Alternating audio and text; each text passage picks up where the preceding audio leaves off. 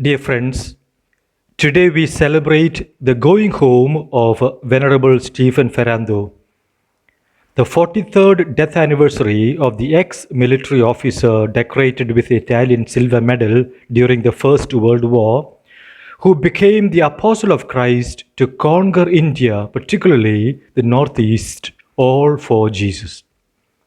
He was a man sent by God to bring light and life to the people of Northeast India, especially for the poor and the marginalized. With an apostolic heart, he worked for the glory of God and the salvation of souls. All what we are is due to him, and so we owe him an infinite debt of gratitude.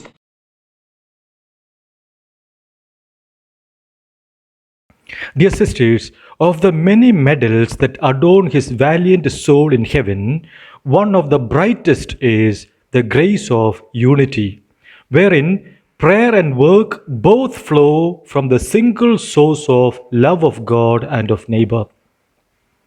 As our dear Superior General Mother Philo wrote in the 2021 chapter documents, Bishop Ferrando was a man of God who was deeply rooted in Jesus as well as totally committed to the salvation of souls. He allowed himself to be guided by the Spirit, and his life and apostolate formed a single whole. In union with God, Bishop Stephen Ferrando dared, hoped, and achieved much when everything seemed hopeless. Yes, dear friends, Bishop Ferrando united to a heroic degree his tireless and absorbing external activity, so far-flung and laden with responsibility, with an interior life which began with the sense of the presence of God and gradually became actual, living, and persistent, so as to be a perfect union with God. Absorbing external activity with an interior life deep and profound. As a pastor of souls, he taught us the simple and yet profound means to attain this grace of unity when he said, "All for Jesus should be often on your lips. They will turn all your work into prayer." Let us reflect on the three rays of the grace of unity that shone through Bishop Ferrando. The first ray is the awareness that there is a God in Israel, est Deus in Israel. That is lively faith. As a child, Stephen's parents taught him to invoke the name of Jesus and Mary often. And Don Bosco fine-tuned this art of living constantly in the presence of God with his frequent reminder, God sees you. Stephen kept on practicing contemplation in the midst of action until it reached a heroic degree that even when everything went wrong, he would still believe that there is a God in Israel.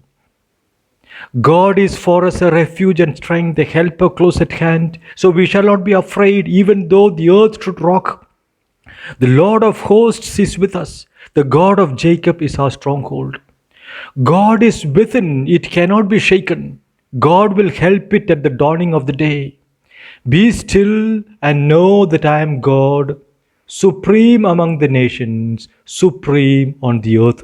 Psalm 46. The second ray is his unshakable trust in God's providence, the daring hope, even in darkest and driest moments of life, that God will provide, Jehovah Jireh. Dare and hope was the motto of the Salesian missionaries of his time. And even when everything looked bleak after his cathedral in Shillong was gutted by fire, Bishop Ferrando dared to hope with an unshakable trust that God will provide, Jehovah Jireh. God will work out his plan in spite of the ineffective means used and apparent failure. What an unshakable trust. Even when the future seemed hopeless after the Second World War, he dared to hope that God will provide, Jehovah Jireh. He will work out his plan. Inspired by the little way of confidence of St. Teresa of Child Jesus, Bishop would often instruct his flock, in all that you do and endure, trust in God and have faith that all will be well. God will not let you fail in living all for Him and carrying out His plans for you. The third ray of the grace of unity that shone through Bishop Ferrando is promptness and generosity in doing God's will. Fiat, let it be. Bishop Ferrando's total submission to God's will, even when it seemed hard, was symbolically expressed through his readiness to leave Shillong after his retirement. Complete submission to God's will, always. That is grace of unity. Complete detachment from human affections and from one's own will. He had become perfect like Jesus, who said before his passion, that the world may know that I love the Father and I always do what pleases him. Rise, let us be on our way. John 14:31. And Bishop Stephen left India, obeying without questioning, and in loving surrender, letting God use you without consulting you, is the supreme sign of his mysticism of union. One of your sisters shared this incident, that when he visited India for the last time, he met his novices, and this sister was one of the novices. He held a crucifix before them and asked, "Who is nailed here?" And the novices responded in unison, "Jesus."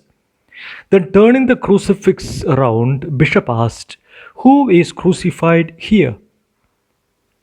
And the novices fumbled, "We."